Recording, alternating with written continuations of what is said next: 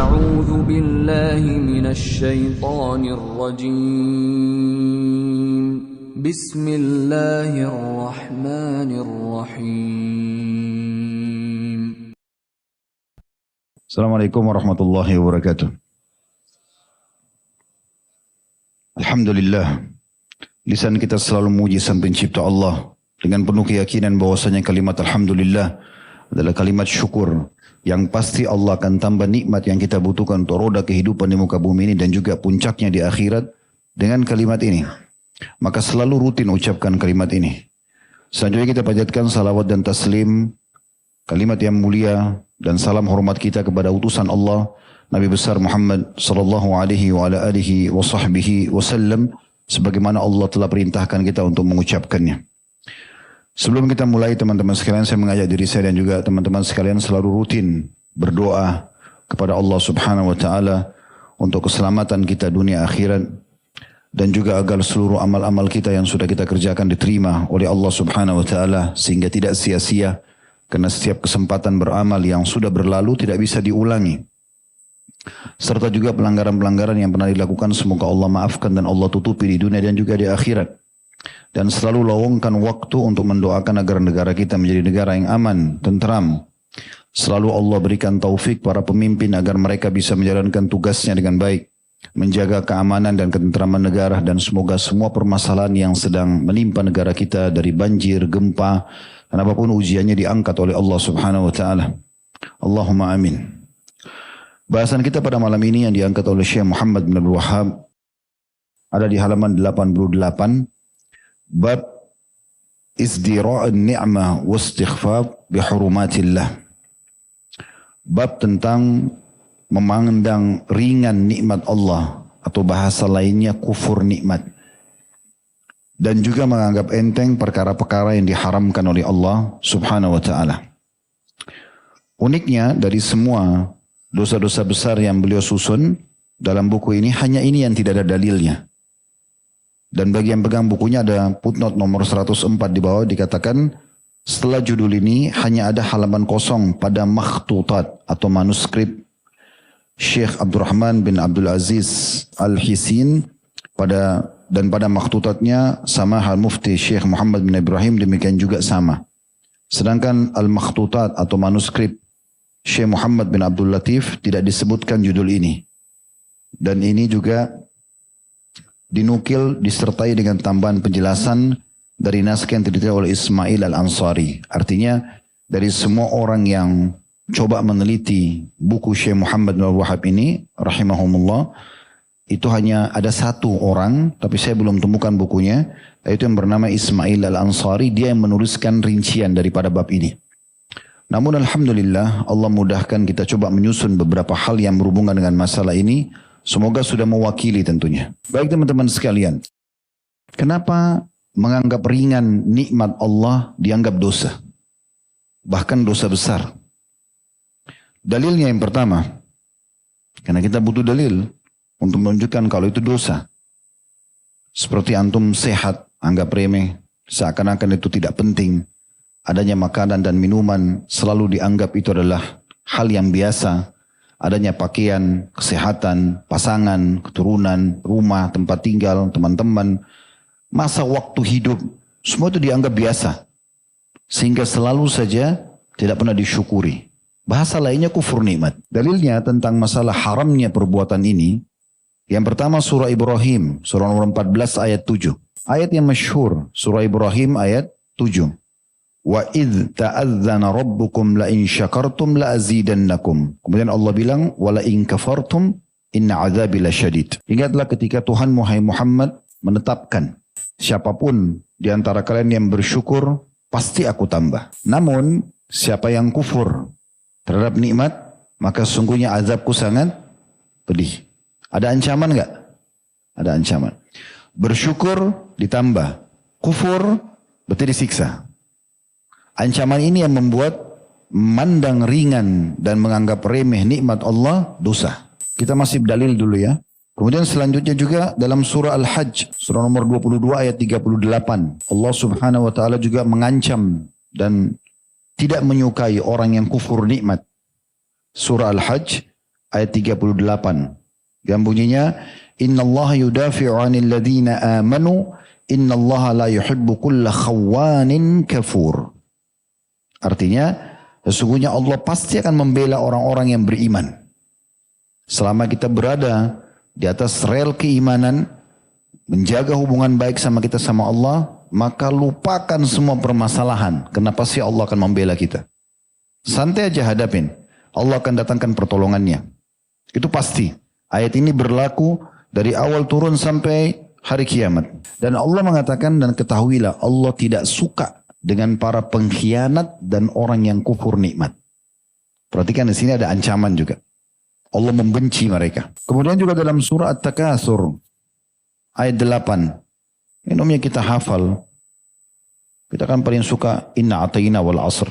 Di akhir ayat Allah mengatakan tsumma latus'alunna yauma idzin 'anin na'im. Dan pasti kalian akan ditanya nanti tentang nikmat-nikmat itu. Syekh As-Sa'di dalam tafsir beliau menjelaskan tentang masalah ayat-ayat seperti ini. Beliau mengatakan kurang lebih terjemahannya, nikmat yang kalian peroleh di dunia, apakah benar kalian telah mensyukurinya? Disalurkan untuk melakukan hak Allah dan tidak disalurkan untuk perbuatan maksiat? Tanda tanya.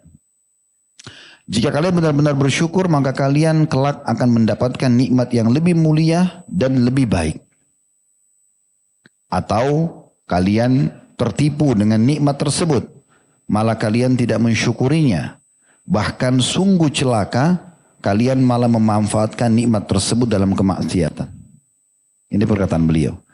Lalu beliau mengangkat firman Allah Subhanahu wa taala yang lain dalam surah Al-Ahqaf ayat 20. Al-Ahqaf ayat 20 bunyinya, wa yawma yu'radu alladhina kafaru 'alan nari adhabtum tayyibatikum fi hayatikumud dunya wastamta'tum biha fal yawma tujzauna adzabal hun. Al-ayah, artinya, dan ingatlah ketika orang-orang kafir dihadapkan ke neraka, kemudian kepada mereka dikatakan, kamu telah menghabiskan rezekimu yang baik dalam kehidupan duniamu saja. Dan kamu telah bersenang-senang dengannya, maka pada hari ini kamu dibalasi dengan azab yang menghinakan. Maksudnya Syekh Sa'di mau mengatakan, harusnya termasuk dalam syukur terhadap nikmat sehingga tidak kufur adalah menggunakan nikmat tersebut dalam kebaikan. Di dalam hadis Nabi alaihi salatu wassalam, dalam hadis ini riwayat Tirmidzi nomor 3358 dan Syekh Albani menyatakan sahih, bunyinya inna awwala ma yus'alu anhu yaumal qiyamati ya'ni al-'abda minan na'im ay yuqalu lahu alam nusihha laka jismaka wa nurwika minal ma'il barid. Sungguh nikmat yang akan ditanyakan, kata Nabi SAW. Sungguh nikmat yang akan ditanyakan, atau diantara nikmat yang akan ditanyakan oleh Allah kepada hamba pada hari kiamat kelak adalah, bukankah, kata Allah, kami telah memberikan kesehatan pada badanmu dan telah memberikan padamu air yang menyegarkan untuk mandi, untuk minum. Lalu pertanyaannya, di mana nikmat itu disalurkan? Pada ketaatankah atau pada kemaksiatan? Saya ingin berbagi teman-teman sekalian tips bagaimana supaya kita bisa bersyukur. Kaidah sederhana sebenarnya. Yang pertama, niatkan dalam hati untuk menikmatinya. Poin penting ini.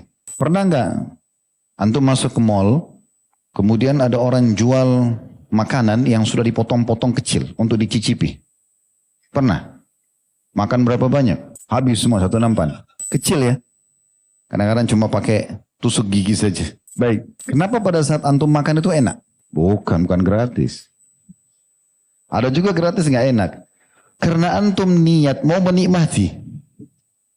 Beda. Kalau orang niat mau menghilangkan laparnya atau buru-buru makan, nggak ada kenikmatannya. Coba mulai sekarang pakai kaidah pertama, niatkan selalu mau menikmati. Dalam ibadah atau dalam urusan dunia. Misalnya dalam sholat. Maghrib kita 3 rakaat tadi. Coba niatkan memang mau menikmati setiap gerakan, setiap bacaan. Kan kesempurnaan sholat itu di 3 ya. Tepat waktu, tepat gerakan, tepat bacaan. Ya. Dan itu penuh dengan konsentrasi. Caranya gimana? Coba nikmati. Setiap hurufnya kita yakin yang kita baca Al-Fatihah 10 pahala. Sehingga antum tidak akan menyia-nyiakan. Itu karena niat. Ya. Puasa pada saat kita nikmati. Hausnya, laparnya biasa aja. Karena kita menikmati, niat. Ya. Sugestinya itu. Kalau niat itu sugesti. Sugesti mau menikmati. Orang yang bersedekah, orang melakukan apa saja. Itu urusan akhirat, urusan ibadah sama. Urusan dunia pun sama. Orang kalau makan, orang kalau ngobrol, orang kalau lagi perjalanan, coba niat untuk menikmatinya. Beda. Orang yang buru-buru mau sampai ke tujuan, akhirnya dia balap-balap kendaraannya dengan orang yang menikmati jalannya beda. Dia jalan lebih, waktunya mundur beberapa waktu supaya dia bisa lebih santai. Pasti beda. Benar nggak? Baik, itu yang pertama. Yang kedua, supaya bisa kita menikmati nikmat itu dan akhirnya kita tidak kufur nikmat. Maksud dalam masalah dosa soalnya. Selain ada kufur nikmatnya. Ya. Yang kedua ini adalah kita jangan tergesa-gesa. Jangan tergesa-gesa. Ya. Coba nikmati. Maksudnya jangan tergesa-gesa kalau mengunyah makanan santai saja. Lagi minum pelan-pelan saja. Mau istirahat tenang aja. Tak usah bawa semua beban-beban. Ya. Coba dengan tenang dan coba ya lakukan ini dengan menikmatinya. Banyak orang tidak menikmati soalnya. Kalau tadi kan dia niat, sekarang enggak. Memang dia nikmati juga. Ada orang soalnya dia niat mau menikmati tapi di tengah jalan tidak menikmati. Ya. Ada orang kadang-kadang subhanallah makan sampai keselak karena buru-buru. Ya. Coba dinikmati waktu itu. Banyak orang dalam kehidupan suami istri misalnya. Karena dia tidak nikmati waktu pada saat duduk berdua. Buru-buru. Semuanya harus segera selesai. Tidak ada kenikmatan. Coba dia duduk. Dia nikmati obrolannya. Dia nikmati sentuhannya. Dan seterusnya titik-titik. Tidak usah saya jelasin. Ya. Nanti yang bujang-bujang ini segera minta nikah. Tapi oke lah. Yang jelas harusnya begitu. Dengan orang yang datang buru-buru. Semua seburu-buru. Saya capek, saya letih. Ayo mana makanan? Buru-buru mau dihabisin. Buru-buru biologis. Buru-buru kamar mandi. Apa ini? Apa yang dikejar? Gitu kan? Tidak ada sesuatu yang dikejar. Sama dengan orang yang balap-balap, bawa mobil, bawa motor, ribut, kenal potnya, ganggu orang. Saya berapa kali lihat begitu ada orang buru-buru, lihat, ternyata pasti lampu merah ketemu juga sama saya. Oh ini tadi yang ribut nih, balap-balap. Entah apa, puasan apa nggak tahu. Yang ketiga, jangan berlebihan. Sesuatu yang berlebihan menghilangkan nikmat itu. Terlalu banyak. Ambil sedikit. Kenapa Nabi SAW bilang kepada Salama? Salama itu anaknya istri beliau. Anaknya Ummu Salama. Waktu lagi makan bersama-sama beliau mengatakan, ya gulam, semillah. Hai anak kecil, waktu sudah mau makan, sudah dihidangkan. Peringatan Nabi pertama, baca bismillah. Wakul biyaminik. Makan dengan tangan kananmu. Wakul mimma yalik. Dan makan apa yang dihidangkan di hadapanmu. Nah ini apa yang dihidangkan di hadapanmu. Maksudnya supaya jangan kelihatan tamak. Ambil sana, ambil sini, numpuk. Ada orang biasa piringnya seperti gunung. Tidak tahu untuk apa itu. Apa yang mau dikejar. Kadang-kadang diundang di acara orang. Mungkin pemilik rumah sudah hitung tuh potongan tempe, potongan empalnya. Sudah dihitung. Dia ambil 3, 4, 5. Yang lain mungkin tamu gak dapat. Tamak. Belum tentu juga habis. Kan? Sesuatu yang berlebihan tidak ada gunanya. Coba kalau sesuai dengan porsi kebutuhan. Kalau masih lapar nanti tambah, tidak apa-apa. Baju kalau 1 lembar masih bagus. 2 lembar baju kaos sama kemeja oke lah. Tapi kalau sudah 3 lembar, 5 lembar bagus gak? Gak bagus, berlebihan. Ya. Semua yang berlebihan itu tidak bagus kelihatan. Akan keluar dari fitrahnya. Itu kaidah sederhana sebenarnya. Yang terakhir yang keempat berbagi. Sering berbagi. Situ antum akan nikmati. Kenikmatan itu akan ada. Kalau seandainya hanya sekedar menikmati nikmat dan syukur adalah sebuah bagian syariat. Dan tidak ada istilah kufur nikmat yang sedang kita bahas dosa. Gak ada masalah. Tidak usah kita berikan kaidah-kaidah tadi. Tapi masalahnya kalau ini kita ya tidak syukuri. Akhirnya kita masuk ke masalah kufur dan masuk dalam kategori dosa besar. Ini yang sedang kita bahas nih. Makanya kita berikan kaidah dasarnya. Coba niatkan, coba nikmati, jangan tergesa-gesa, gitu kan? Berbagi sama orang lain, semua itu hal-hal sederhana. Kemudian teman-teman sekalian, yang tidak kalah penting adalah harus kita besarkan nikmat itu. Selalu besarkan nikmat itu. Sekecil apapun, besarkan dia. Contoh misal kita hanya dapat nasi sama sambal sama tempe di makanan. Besarkan nikmat itu. Coba antum baca bismillah. Lihat bagaimana besarnya nikmat ini. Adanya butiran-butiran nasi di situ, adanya potongan tempe. Mungkin di luar sana banyak orang miskin. Lalu ingat kaidah tadi, niat untuk menikmati, kemudian pelan-pelan, tidak tergesa-gesa, ya, jangan berlebihan. Itu enak semua. Ada orang subhanallah cuma makan kerupuk, kita lihat, oh kita jadi pengen makan juga, karena dia sangat menikmati. Jadi harus pada tempatnya semuanya. Begitu juga dengan semua hal, masuk juga dalam masalah kesehatan kita. Coba besarkan nikmat sehat itu dengan cara melihat lawannya, orang yang tidak sehat. Ya. Atau kita ingat pada saat kita sakit di masa seperti sekarang, lagi musim hujan, misalnya ada orang flu, demam, saya pun kemarin sempat beberapa kali, berapa pekan sempat batuk.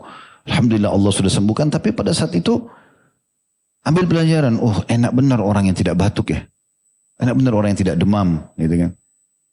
Dan kalau tidak ada ujian-ujian seperti ini, tentunya kita tidak akan rasakan kenikmatan itu. Coba besarkan nikmat itu, apapun itu.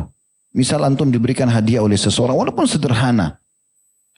Besarkan nikmat itu. Oh jazakallah khair. Ya. Makasih. Betul-betul tunjukkan pada orang itu kita merasa nikmat ini besar. Karena memang masih banyak orang yang terharamkan dari nikmat itu. Sebenarnya tadi teman-teman sekalian ada beberapa cuplikan saya minta tim untuk tampilkan. Cuman memang belum sempurna bagi saya. Jadi saya pikir tidak usah dulu. Tapi ada hal-hal mungkin yang perlu antum cari nanti. Mungkin di YouTube cukup banyak. Cuplikan tentang orang yang buta. Cuplikan tentang orang yang bisu. Cuplikan orang yang tuli.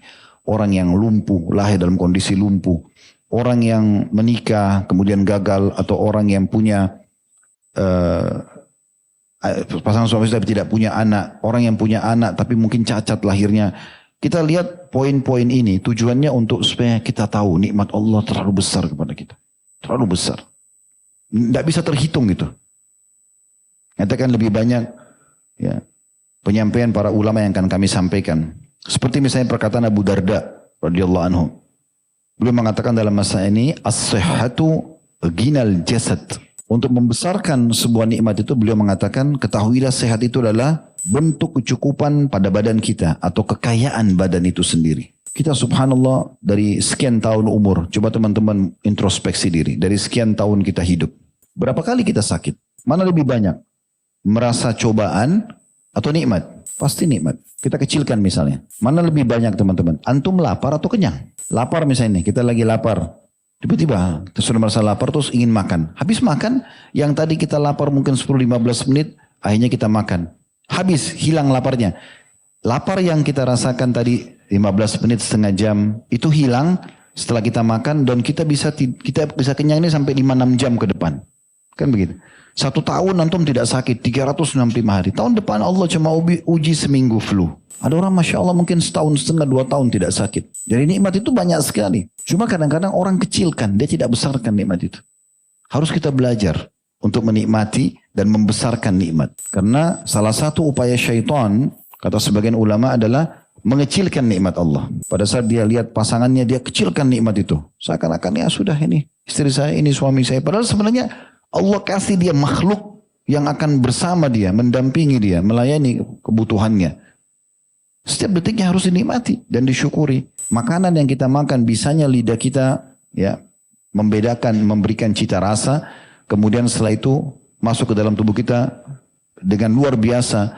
Tubuh kita mengelola, memisah mana vitamin ini, mana vitamin itu, mana kebutuhan darah, mana kebutuhan otot, mana kebutuhan ya urat-urat, otak dan seterusnya. Itu nikmat yang luar biasa gitu. Yang harusnya selalu disyukuri. Makanya ada statement yang menarik. Dari Wahab bin Munabbih rahimahullah. Beliau mengatakan, Al-afiyatul mulkul khafi. Sehat itu bagikan kerajaan yang tersembunyi. Dan juga Ibnu Mas'ud pada saat menjelaskan tadi surah At-Takatsur. Tsumma latus'aluna yawmaidin 'anil na'im. Beliau mengatakan, masuk dalam na'im al-amnu was-sihha. Termasuk dalam nikmat adalah rasa aman dan sehat. Coba bayangkan teman-teman berapa banyak negara sekarang. Mereka bangun pagi, itu sudah dengar suara peluru. Bom sana sini. Di Palestina orang tidak aman, di Syria orang tidak aman. Banyak di negara-negara yang lain. Antum Masya Allah bangun tidur, ada nasi uduk, ada lontong sayur, ada ini gorengan, lengkap semua. Udara segar, negara aman, caci maki pemerintah, caci maki ini. Semua orang salah depan mata dia, dia yang paling hebat. Ini ajaib ini orang ini. Banyak di negara kita begini. Semua orang salah. Ya. Ini sering saya bahasakan seperti pemain bola. Ya. Banyak orang yang jadi pemain bola itu dari kecil sudah sekolah. Sekolahnya dari mungkin umur SD sudah sekolah sepak bola. Begitu penalti salah. Yang nonton bilang apa? Bodoh. Padahal kalau dia masuk belum tentu dia bisa masukin tendangannya kan.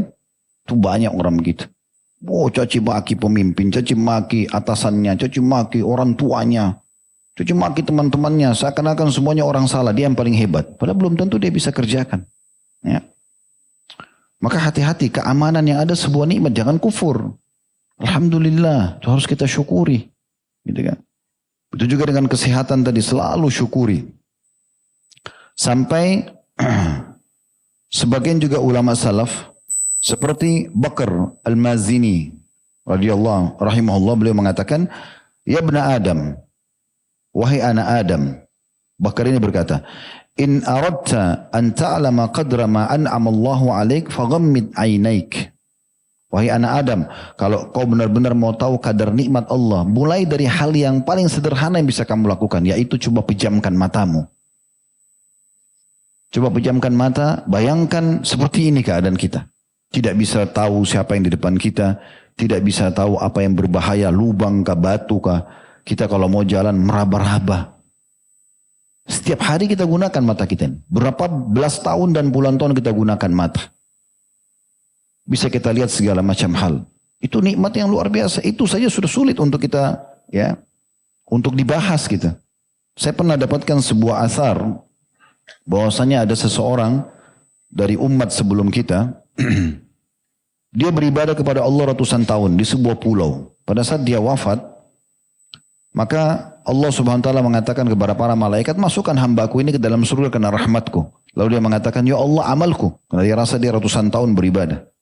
Kata Allah subhanahu wa ta'ala, masukkan ia ke dalam surga karena rahmatku. Dia mengatakan, amalku ya Allah. Maka Allah subhanahu wa ta'ala mengatakan, karena orang ini tetap ngotot, ya, coba timbang semua ibadah yang pernah dia kerjakan sama nikmat matanya saja. Waktu ditimbang semuanya ibadahnya itu jadi ringan dibandingkan nikmat mata. Karena tanpa mata dia tidak bisa maksimal dalam ibadah. Apalagi nikmat yang lain. Kalau kita bicara masalah pendengaran, banyak sekali orang yang tuli, harus pakai alat pendengaran. Kita bisa dengar orang ucapin apa. Ya. Begitu juga dengan lisan, mungkin banyak orang bisu. Kita masih bisa berbicara, mengucapkan apa yang kita inginkan. Ini besarkan nikmat ini teman-teman, terlalu banyak. Hidung kita bisa membedakan mana bau wangi, bau busuk seketika. Bahkan pembuluh-pembuluh darah kita ini bisa mengalirkan darah dengan baik. Itu luar biasa nikmatnya. Sebagian athar disebutkan, dinukil dalam kitab Jami' Ulum wal Hikam, sebagian athar ya, riwayat-riwayat ada yang menyebutkan tapi tidak disebutkan perkataan siapa. Kam min ni'matin lillahi fi 'irqi sakin. Betapa banyak nikmat Allah terdapat pada pembuluh-pembuluh darah kita. Itu luar biasa nikmat Allah subhanahu wa ta'ala. Ibnu Rajab berkata, lakin nikmatullahi ala abdihi bihidayatihi li syukri ni'amihi bilhamdi alaiha afdal min ni'amihi dunyawiyya ala abdihi.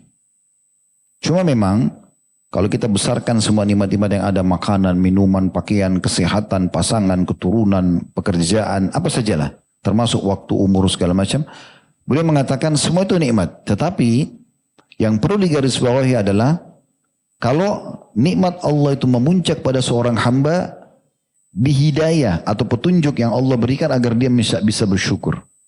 Jadi yang sedang kita bahas itu sebenarnya bagaimana mensyukuri nikmat dan jangan kufur. Kalau antum bisa tersentuh di situ dan berpikir, oh iya nikmat Allah saya harus banyak syukuri nih, maka itu adalah nikmat terbesar sendiri, kata Ibnu Rajab rahimahullah. Karena banyak orang tidak bersyukur. Ada orang mungkin di meja makannya penuh dengan segala jenis makanan, tapi selalu, kok begini? Ini apa? Kok ini lagi? Terulang-ulang dengan bahasa-bahasa yang tidak santun. Padahal Allah subhanahu wa ta'ala datangkan kepada dia, itu terjadi pada Bani Israel. Waktu Allah manjakan mereka dikasih man wassalwa. Mereka dikasih kayak semacam jenis burung puyuh. Allah turunkan itu, dikasih makanan oleh Allah SWT. Rezeki. Tapi mereka bilang jenuh. Mereka minta kepada Nabi Musa, minta bawang putih, bawang merah, minta apalah. Kata Nabi Musa, kalian mau meninggalkan nikmat yang besar kepada nikmat yang kecil? Ngapain? Sudah jadi tinggal makan dari langit Allah turunkan. Enggak, kufur nikmat. Allah hapus, hilangkan. Allah kasih mereka apa yang mereka mau. Jadi harusnya kita fahami masalah itu. Kalau kita mendapatkan hidayah bisa bersyukur, kata beliau, afdal min ni'amihi dunyawiyya ala abdi. Lebih besar daripada nikmat dunia yang Allah karunia kepada seorang hamba. Fa inna ni'amid dunya illam yaktarin biha syukur. Karena nikmat dunia jika tidak dikaitkan dengan syukur maka malah jadi musibah. Ibnu Hazm berkata, ini semua masih dalam kitab Jami' Ulumul Hikam, karena di situ banyak sekali perkataan-perkataan kaum salaf yang penuh dengan hikmah, ilmu-ilmu yang bermanfaat. Ibnu Hazm mengatakan, Ibnu Hazm ini ulama di Spanyol dulu ya. Beliau mengatakan kullu ni'matin la tuqarribu minallahi azza wa jalla fahiya baliyah. Setiap nikmat yang tidak digunakan untuk mendekatkan diri kepada Allah, tidak bersyukur, tidak malah ibadah, maka itu adalah sebuah musibah. Sebuah musibah. Dan ditambah lagi bahwasanya ya, semua nikmat yang tidak digunakan untuk mendekatkan diri kepada Allah justru akan akan berumur yang sangat pendek. Nikmat itu. Jadi kalau ada orang misalnya matanya terang, telinganya bagus, lisannya, pokoknya tubuhnya sempurna, gagah atau cantik misalnya. Kemudian dia gunakan itu pada kemaksiatan kepada Allah, maka pastikan umurnya akan pendek. Maksudnya umur nikmat itu. Kalau dia ada ajalnya. Tapi nikmat itu akan diangkat oleh Allah Subhanahu wa ta'ala. Tampan dan cantiknya akan hilang itu. Dengan cara Allah Subhanahu wa ta'ala. Allah datangkan musibah, tabrakan, kebakaran, ini, gangguan orang, berantem dan segala macam hal. Jadi banyak. Tapi sebaliknya, orang-orang yang menjaga nikmat-nikmat itu di atas ketaatan kepada Allah, Allah akan berikan karunia yang luar biasa. Sebagian salaf itu sampai mata mereka di akhir umur pun, ya sampai umur puluhan tahun, 80 tahun, masih terang. Suara mereka masih lantang, fisik mereka masih sehat. Karena memang mereka selalu gunakan di atas ketaatan. Urwah bin Zubair rahimahullah, beliau pada saat habis diamputasi kakinya, maka beliau pingsan. Karena masa itu pernah saya ceritakan kisah itu kalau masih ingat, tapi sebelum pandemi saya ingatkan kembali. Pada masa itu kalau orang habis diamputasi kakinya karena kena penyakit dan itu akan menular ke seluruh tubuh kalau tidak dipotong, maka tidak ada obat bius, nggak ada juga cara untuk memberhentikan darah kecuali harus dicelupkan kaki atau luka itu di minyak panas. Maka didatangkan minyak panas, dicelupin kakinya itu. Sampai beliau pingsan pada saat itu. Waktu beliau bangun, sudah dibalut luka kakinya. Maka beliau bilang sama orang-orang di sekitarnya, mana telapak kaki saya itu? Dikasih. Orang semua heran, kenapa dia minta telapak kakinya? Lalu dia pegang telapak kaki dengan tangan kanannya. Dia mengatakan, Alhamdulillah yang telah memudahkan aku selama 40 tahun engkau diamanahkan pada tubuhku, tidak pernah aku melangkah ke tempat maksiat. Mereka gunakan untuk ketaatan. Nikmat itu. Bukan digunakan untuk berdosa gitu.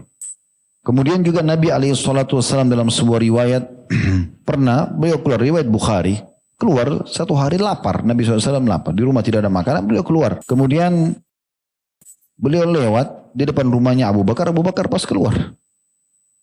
Di siang hari. Maka Nabi SAW mengatakan, ada apa? Hai Abu Bakar engkau keluar? Dia bilang, ya Rasulullah lapar. Gak ada makanan siap. Kata Nabi SAW, aku pun keluar karena itu. Jalanlah berdua. Lewat depan rumahnya Umar juga kebetulan keluar. Kata Nabi SAW, kenapa kau keluar hai Umar? Lapar ya Rasulullah. Kata Nabi SAW, kami juga keluar berdua karena itu. Ikutlah, ikut. Lalu mendatangi rumah seorang sahabat dari Ansar yang kebetulan lagi tidak ada di rumahnya. Lalu Nabi SAW ucapkan salam di situ. Setelah diucapkan salam, dijawab oleh istrinya, pemilik rumah. Setelah itu dia mengatakan, suami saya lagi pergi. Maka silakan. Sungguh mulia rumah ini datangi oleh tamu seperti anda ya Rasulullah. Maka Nabi SAW duduk di tempat yang disediakan di depan rumah, ada teras terbuka untuk tamu gitu. Sampai akhirnya pemilik rumah datang. Si laki-laki datang, pemilik rumah. Langsung dia ceria, menyambut Nabi SAW ini berita gembira, tiba-tiba Nabi bertamu ke rumahnya. Maka dia langsung tahu ini waktu makan siang tanpa Nabi SAW bicara. Dan salah satu sifat orang mukmin karam. Karam itu suka dermawan. Ya. Dan sifat orang mukmin itu kedermawanannya itu melampaui kedermawanan normalnya orang gitu. Kalau antum sedang santai terus ada orang datang minta lalu antum kasih, itu biasa, normal itu. Orang minta ya kita kasih. Tapi kalau sudah sampai pada tingkat antum keluar mencari, memberi tanpa diminta, nah itu orang yang luar biasa. Nah itu sifat yang mulia itu dalam masalah, itu level tertinggi dalam bab karam atau kemuliaan, ya, atau kedermawanan. Maka orang ini langsung datang ke pohon kurma yang dia miliki dekat situ, dipotong kurma itu sama tangkai-tangkainya. Nah ini biasa bentuk penghormatan, ya. Karena biasa kalau sama tangkainya, kurma itu bisa bertahan sampai beberapa hari, sampai ya saripati yang ada di situ habis gitu, diserap oleh ini. Jadi dia masih bisa bertahan kalau ada tangkainya. Jadi dia cerita dipotong lah. Lalu dia bawa ke hadapan Nabi SAW. Kata Nabi SAW, sudah cukup sebenarnya kau memetik beberapa buah. Dia bilang, tidak ya Rasulullah, ini untuk anda. Maka makanlah Nabi SAW dengan Abu Bakar sama Umar. Kemudian sahabat ini pergi ke belakang rumah, sembelih seekor domba, lalu dimasak, lalu dihidangkanlah di hadapan Nabi SAW dan Umar dan Abu Bakar. Makanlah. Setelah makan, dan sampai kenyang gitu, tentu tidak berlebihan, tapi kenyang. Maka setelah sudah tidak cukup, tidak mau makan lagi, kata Nabi SAW, demi zat yang jiwaku dalam genggamannya, nikmat-nikmat seperti ini akan ditanya oleh Allah pada hari kiamat. Bagaimana kalian keluar lapar, pulang kenyang. Ya. Bahkan subhanallah ada yang lebih simpel dari itu. Kadang-kadang kita cuma bilang lapar ya. Tiba-tiba Allah ilhamkan di pikiran kita untuk datang ke satu restoran. Beri makanan, makan. Laparnya hilang. Kadang-kadang karena dia tidak besarkan nikmat makan itu dan laparnya hilang, maka jadi kecil. Seakan-akan tidak ada nilainya. Hati-hati. Ini mendekati kufur nikmat. Jadi harus hati-hati. Ibnu Taimiyah rahimahullah menjelaskan lebih panjang lebar tentang masalah syukur ini. Beliau mengatakan wa anna syukra yakunu bil qalbi wal lisani wal jawarih. Dan ketahuilah bersyukur atas nikmat Allah itu harus dilakukan dengan mengakui nikmat itu dalam hati, diucapkan dengan lisan, dan digunakan nikmat itu di anggota tubuh. Jadi hati kita, oh ya ini alhamdulillah nikmat misalnya. Lisan kita juga bersyukur. Lalu apa yang Allah berikan nikmat dari pakaian, dari makanan, dari transportasi, dari segala macam, itu diaplikasikan dengan anggota tubuh. Maksudnya dengan digunakan dalam ketaatan. Makin rajin ibadah. Ya. Rasionalnya sederhana. Kalau teman-teman dikasih bonus di perusahaan, maka harusnya kita lebih semangat bekerja kan? Kan sangat aneh kalau ada orang sering dikasih bonus di perusahaan dan dia tahu kalau dia lembur, dia kerja lebih giat akan dapat bonus, lalu dia malas-malasan. Harusnya dia lebih giat. Nah seperti itu orang kalau sedang diberikan nikmat. Jangan bermalas-malasan. Makanya Nabi SAW berlindung dari masalah sifat ini. Allah Subhanahu Wa Taala memastikan orang yang bersyukur pasti akan ditambah. Diberikan tambahan nikmat. Coba bayangkan teman-teman sekalian. Nikmat yang sedang kita rasakan dengan ucapkan alhamdulillah pasti ditambah. Dan tambahan Allah ini hitung-hitungannya bukan seperti manusia. 1 tambah 1 tidak seperti itu. 1 bisa dibalas dengan 10, bisa 100, bisa 1000. Antum sebagai tanda syukur bersedekah dengan 10.000 rupiah, itu Allah tidak balas dengan 10.000, bukan 1 dibalas 1, bukan. Allah bisa ganti dengan 100 juta. Mungkin 1 miliar, banyak. Atau mungkin Allah ganti dengan kesehatan sekian tahun. Nah, seperti itu. Dan Allah pastikan dalam surah Al-Imran ayat 145, وَسَنَجْزِي الشَّاكِرِينَ. Dan pastikan, kami pasti akan membalas orang-orang yang bersyukur. Pasti. Tidak mungkin tidak. Begitu juga teman-teman sekalian, membesarkan nikmat ini yang sedang kita bahas tadi, itu akan mendatangkan banyak sekali syukur. Dan kalau mulai dari hal yang kecil kita syukuri, maka hal yang besar pasti akan lebih kita syukuri. Dalam sebuah hadis Nabi SAW, diriwayatkan oleh Nu'man ibn Bashir radhiyallahu anhuma, Nu'man sahabat, Bashir sahabat. Anak dan ayah dua-duanya sahabat. Kata Nabi SAW, man lam yashkuril qalila, lam yashkuril kathir. Siapa yang tidak coba belajar mensyukuri yang sedikit, maka dia tidak akan syukuri yang banyak. Jadi mulai dari hal yang kecil. Biasanya subhanallah teman-teman sekalian, Allah itu uji kita dengan nikmat kecil. Kalau kita syukuri, kita besarkan nikmat itu, kita selalu memuji Allah karena nikmat itu, pastikan akan lebih besar datang. Tapi kalau baru yang kecil dikasih, sudah sombong ya, Baru dikasih motor baru, udah luar biasa. Gak mau nengok sana sini. Helm baru aja sudah cukup sombong, gitu kan.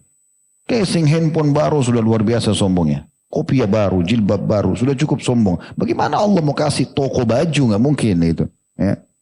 Ini syukuri dulu yang kecil, Allah kasih yang besar. Kaidah sederhana kok. Ini hadis Nabi SAW dan ini dihasankan oleh para ulama. Syekh Albani menghasankan dan ini riwayat Imam Ahmad.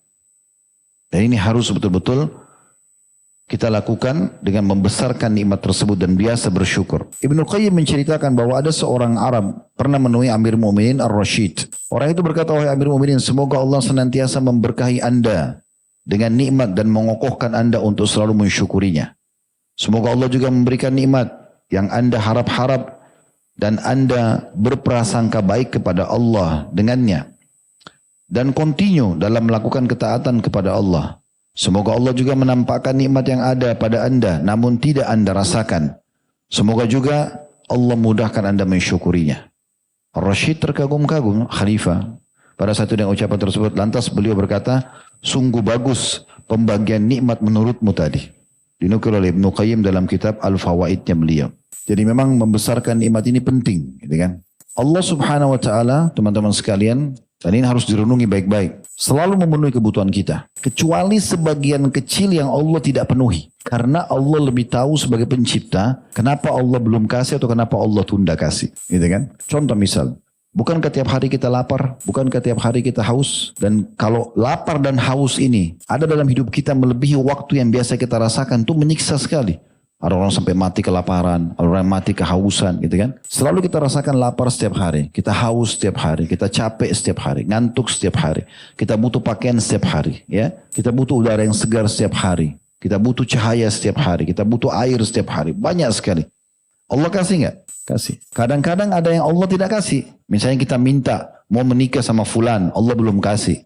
Allah lebih tahu. Mungkin kita nggak cocok sama orang itu, nggak usah ngotot. Yang paling bagus adalah kita mengatakan, ya Allah, misalnya, mudahkanlah jodohku sesuai dengan yang engkau lihat terbaik, misalnya, sesuai dengan engkau yang inginkan. Misal contoh, itu lebih baik. Ya Allah, berikanlah aku pekerjaan yang menurutmu jauh lebih baik. Saya berapa kali ketemu dengan jemaah yang lagi umroh sama kami, masya Allah, yang Allah bukakan pintu rezeki, mungkin nggak masuk di akal kita gitu. Bagaimana Allah bukain mereka pintu rezeki? Yang tadinya mereka hidupnya susah, kemudian Allah bukakan pintu rezeki. Rata-rata itu bahasanya, saya dulu Ustadz ini penjual ini, saya penjual ini, ya jual makanan di pinggir jalan. Tapi sekarang orang jadi miliarder. Apa yang antum lakukan? Saya coba tanya, apa yang lakukan? Saya rutinkan berdoa Ustadz. Saya minta terus, ya Allah, berikan saya sumber pendapatan yang tidak mengganggu ibadah saya kepadamu, ya Allah. Dan itu Allah kabulkan. Hampir semua rata-rata berbicara seperti itu. Syekh Ziyad Hafidahullah, beliau pernah memberikan saran kepada kami di Tablik Akbar itu di Makassar.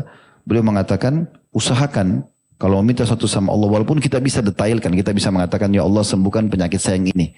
Tapi kalau kita umumkan mengatakan, ya Allah sembuhkanlah semua gangguan penyakit yang bisa menimpaku atau akan menimpaku. Itu jauh lebih baik. Daripada kita spekkan khusus gitu ya. Misalnya kita sudah mau menikah sama seseorang, ya Allah mudahkan pernikahan saya.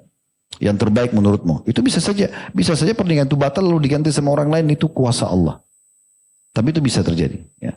Itu jauh lebih baik. Walaupun kita sekali lagi boleh kita menyebutkan apa yang kita inginkan. Dalam surah Ibrahim, Allah Subhanahu wa taala memastikan kalau semua yang kita minta itu mayoritas sudah dikasih. Cuma sebagian kecil yang Allah jadikan sebagai ujian. Supaya ada pintu sabar. Ya. Yang kita bisa raih pahala di situ. Surah Ibrahim ayat 34 Allah mengatakan wa atakum min kulli ma sa'altumuh wa in ta'uddu ni'matallahi la tuhsuha innal insana lazalumun kaffar. Dan dia Allah telah memberimu keperluanmu atau memberimu dalam kurung keperluan dari segala apa yang kamu mohon kepadanya. Dan jika kamu menghitung nikmat Allah tidaklah kamu dapat sanggup menghitungnya. Sesungguhnya manusia itu sangat lalim dan banyak mengingkari nikmat Allah. Ibnu Abi Hatim meriwayatkan bahwa Al-Fudail bin Iyad rahimahullah, seorang ulama tabi'in masyhur Fudail bin Iyad, pada yang mengatakan Fudail bin Iyad mengisahkan pada suatu hari Nabi Daud alaihissalam berdoa kepada Allah, ya Allah bagaimana mungkin aku dapat mensyukuri nikmatmu bila ternyata sikap syukur itu juga merupakan kenikmatan darimu. Allah menjawab doa Daud alaihissalam dengan berfirman, sekarang engkau benar-benar telah mensyukuri nikmatmu atau mensyukuri nikmat yang aku berikan. Dan yaitu ketika engkau telah menyadari bahwa segala nikmat adalah milikku. Maksudnya, kalau mau sampai pada puncak syukur yang paling tinggi dan kita rutin bersyukur, kita harus menyadari nikmat itu dari Allah Subhanahu wa taala dan kita tahu hanya Dia yang bisa memberikan dan hanya Dia juga yang bisa menambahkan dan Dia juga bisa mengangkatnya.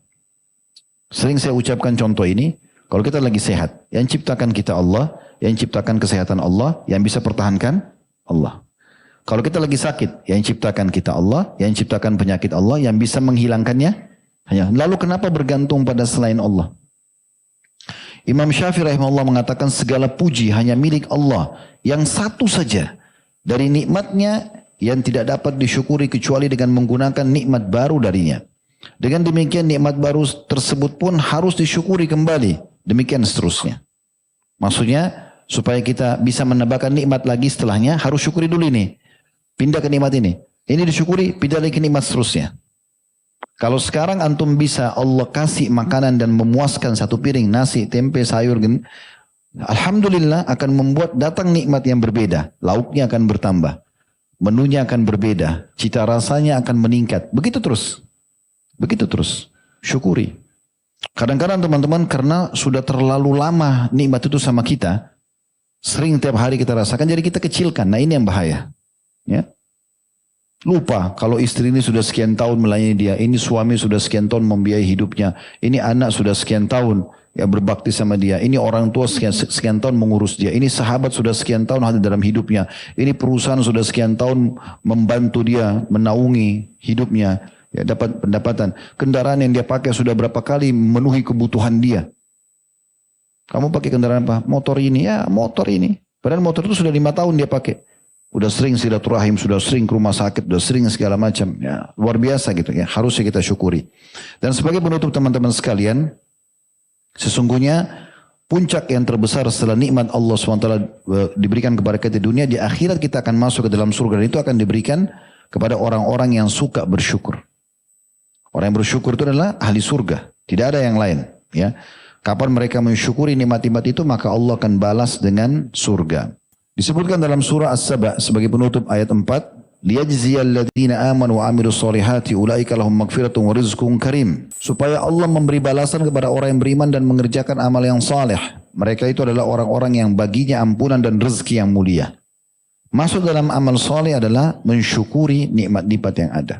Mensyukuri nikmat-nikmat yang ada. Ini kurang lebih bahasan tentang masalah mensyukuri nikmat dan jangan kufur kepada nikmat yang sudah Allah Subhanahu wa taala berikan. Walaupun di dalam bahasan kita ini sebenarnya masih ada juga dan menganggap remeh hal-hal yang Allah haramkan.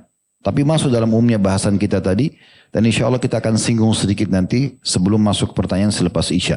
Subhanakallahumma bihamdika asyhadu an la ilaha illa anta astaghfiruka wa atubu ilaik. Wassalamualaikum warahmatullahi wabarakatuh. Assalamualaikum warahmatullahi wabarakatuh. Alhamdulillah wassalatu wassalamu ala Rasulillah. Segala puji dan puja kehadirat Allah Subhanahu wa taala, juga selawat dan taslim kepada Nabi besar Muhammad sallallahu alaihi wa ala alihi wa sahbihi wasallam. Melanjutkan bahasan kita tadi, masih ada yang tersisa dari bahasan bab yaitu tentang masalah istighfaf bi hurumatillah atau menganggap enteng perkara-perkara yang diharamkan oleh Allah. Ini juga teman-teman sekalian memang sangat relevan dengan bahasan kita masalah memandang ringan nikmat Allah. Bermula dari seringnya orang menganggap remeh sebuah nikmat, maka dia akhirnya bermaksiat. Maksiatnya baik itu kufur nikmat atau bahkan dia terjerumus dalam dosa. Sementara yang perlu kita garis bawahi adalah sumber semua permasalahan, bala, musibah, cobaan yang datang adalah dosa. Sebagaimana Ali bin Abi Thalib mengatakan radhiyallahu anhu dalam kitab Al-Jawabul Kafi di halaman 87, "Ma nuzzila bala'un illa bi dzambin wa la rufi'a bala'un illa bi taubah." Tidaklah musibah turun melainkan karena dosa. Oleh karena itu, fahamilah bahwasanya tidaklah bisa juga musibah tersebut hilang melainkan dengan taubat. Jadi ini sangat relevan. Ada satu judul ditulis oleh Syekh Muhammad rahimahullah. Beliau mengatakan adalah dosa besar ini menganggap remeh nikmat dan juga menganggap remeh dosa-dosa. Nah ternyata nikmat itu juga bisa hilang dengan adanya pengeremehan terhadap dosa. Jadi dosa-dosa ini bisa menghilangkan nikmat-nikmat tersebut. Dan apa yang dikatakan Ali radhiyallahu anhu sebenarnya tafsir daripada firman Allah SWT dalam surah Asy-Syu'ara ayat 30. Yang berbunyi, wa ma asabakum min musibatin fabima kasabat aydikum. Dan apa saja musibah yang menimpa kalian maka disebabkan perbuatan tangan kalian dan Allah memaafkan yang banyak. Maksudnya adalah dosa-dosa yang kalian lakukan. Ibnu Qayyim rahimahullah dalam kitab Al-Jawabul Kafi, masih di halaman sama 87 mengatakan, dan diantara akibat dari berbuat dosa adalah menghilangkan nikmat dan akibat dosa adalah mendatangkan bencana. Jadi nikmat akan hilang dengan orang buat dosa dan bencana juga akan datang. Ini perlu kita ingatkan teman-teman sekalian dan jangan ada peringatan seperti ini lalu dikatakan, oh berarti orang lagi bersedih karena ada gempa, ada banjir, lalu kemudian masa dikatakan karena dosa. Ya begitu teori syar'inya. Dalam surah Hud, Allah subhanahu wa ta'ala menyebutkan masalah itu di ayat 117-nya. Wa ma kana rabbuka liyuhlikal qura bidzulmin wa ahluha muslihun. Dan Tuhanmu hai Muhammad tidak akan pernah membinasakan satu negeri sementara penduduknya berbuat kebaikan. Maksudnya ketaatan. Tidak mungkin gempa, longsor, banjir datang, ini tidak mungkin. Baik itu secara umum ataupun secara individual. Tidak mungkin datang masalah-masalah besar kecuali memang karena ada dosa yang dilakukan. Ibnu Rajab berkata, Al-Hambali rahimahullah, tidaklah disandarkan satu kejelekan dalam satu komunitas, individu atau rame-rame, melainkan pada dosa. Karena dosa adalah sumber semua musibah. Dan kita harus mengetahui teman-teman sekalian, makna firman Allah SWT dalam surah Al-Anfal ayat 53, ذَلِكَ بِأَنَّ اللَّهَ لَمْ يَكُ مُغَيِّرًا نِعْمَةً أَنْعَمَهَا عَلَى قَوْمٍ حَتَّى يُغَيِّرُوا مَا بِأَنفُسِهِمْ وَأَنَّ اللَّهَ سَمِيعٌ عَلِيمٌ. Surah Al-Anfal ayat 53. Artinya siksaan, cobaan, musibah datang itu karena sungguhnya Allah sekali-kali tidak akan mengubah suatu nikmat yang telah Allah anugerahkan kepada seseorang. Sehat jadi sakit misalnya, ya. Kaya jadi miskin. Allah tidak akan mengubah nikmat itu yang telah Allah anugerahkan kepada hambanya atau satu kaum hingga kaum itu sendiri yang mengubah apa yang ada pada diri mereka. Mereka yang kufur nikmat, mereka yang buat dosa, maka nikmat itu diangkat. Dan sungguhnya Allah maha mendengar lagi maha mengetahui. Jadi tidak mungkin nikmat yang sedang kita rasakan selama kita syukuri, selama kita gunakan di atas ketaatan Allah angkat, tidak mungkin. Sampai kita wafat. Tapi kapan kita nodai dengan kufur nikmat dan kita buat maksiat maka diangkat. Itu sederhananya. Kok dulu saya sehat, sekarang saya sakit. Dulu saya sehat, sekarang saya stroke. Dulu saya kaya, sekarang saya miskin. Dulu saya terkenal, sekarang saya sudah dikucilkan. Semua itu karena dosa, tidak ada yang lain. Selama kita menjaga nikmat tersebut di atas ketaatan kepada Allah Azza wa Jalla, pasti Allah Subhanahu wa Ta'ala akan juga mempertahankan nikmat itu. Tidak mungkin tidak. Jadi ini poin yang harus betul-betul kita renungi sama-sama teman-teman sekalian. Tentu bahasan ini kalau kita ingin bagi menjadi dua bahasan, maka itu juga bisa ya. Karena memang bahasan dua judul ini memang bisa terpisah. Tapi karena memang dia sangat relevan maka disatukanlah oleh Syekh Muhammad rahimahullah. Begitu juga dalam surah ini sebagai penutup ya. Dalam surah Al-Qasas, surah nomor 28 ayat 59. Allah pastikan Allah tidak mungkin menghilangkan satu nikmat apapun itu, sampai orang itu kufur nikmat atau dia buat dosa, baru Allah angkat. Itu pun Allah Subhanahu wa Ta'ala dengan kemahamurahannya tidak pernah main langsung angkat begitu saja, enggak. Diberikan bertahap diangkatnya. Tapi dia terus lalai, dia terus biarkan, ya sudah akhirnya sampai hilang dari dia. Perhatikan Allah mengatakan dalam surah Al-Qasas ayat 59. Ini penutupan bahasan kita akan bahas pertanyaan selain insyaAllah. Wa ma kana rabbuka muhlikal qura hatta yab'atha fi ummiha rasulan yatlu 'alaihim ayatina wa ma kunna muhlikil qura illa wa ahluha zalimun. Ini firman Allah SWT. Dan tidaklah Tuhanmu hai Muhammad membinasakan kota-kota sebelum dia mengutus di ibu kota itu seorang rasul yang membacakan ayat-ayat kami kepada mereka. Kalau di masa Nabi-Nabi masih hidup, Nabi yang mengingatkan. Tapi setelah Nabi mati, siapa yang mengingatkan? Al-ulama warasatul anbiya. Ulama pewaris para Nabi. Selama di kota itu, di desa itu, di negeri itu, sudah datang seorang alim, seorang da'i mengingatkan. Ini nggak boleh, ini nggak boleh, ini nggak boleh. Maka sudah tegak hujjah pada mereka. Kapan mereka tetap melakukan, maka musibah akan datang. Kalau Rasul masih hidup maka Rasul. Perhatikan ini firman Allah sudah 1400 tahun yang lalu turun dan akan terus ditelawakan sampai menjelang hari kiamat. Dan tidaklah Tuhan Muhammad membinasakan kota-kota, desa-desa, negeri-negeri sebelum dia mengutus. D-nya besar kata ganti Allah. Di ibu kota itu seorang Rasul yang membacakan ayat-ayat kami kepada mereka. Dan ingat kata Allah, tidak akan pernah pula kami membinasakan kota-kota kecuali penduduknya dalam keadaan melakukan kezaliman. Makna kezaliman kemaksiatan. Sederhananya. Buat dosa ya dihukum, selesai. Buat ketaatan akan dibalas. Dan mirip seperti orang di kantor. Antum ikuti peraturan dapat gaji. Lembur dapat gaji. Ugal-ugalan buat pelanggaran ya dipotong gajinya atau bahkan dipecat. Nah seperti itu rasionalnya. Baik, ini bahasan kita insyaAllah. Sampai ketemu di Rabu akan datang lagi. Subhanakallahumma bihamdika. Asyhadu an la ilaha illa anta astaghfiruka wa atubu ilaik. Wassalamualaikum warahmatullahi wabarakatuh.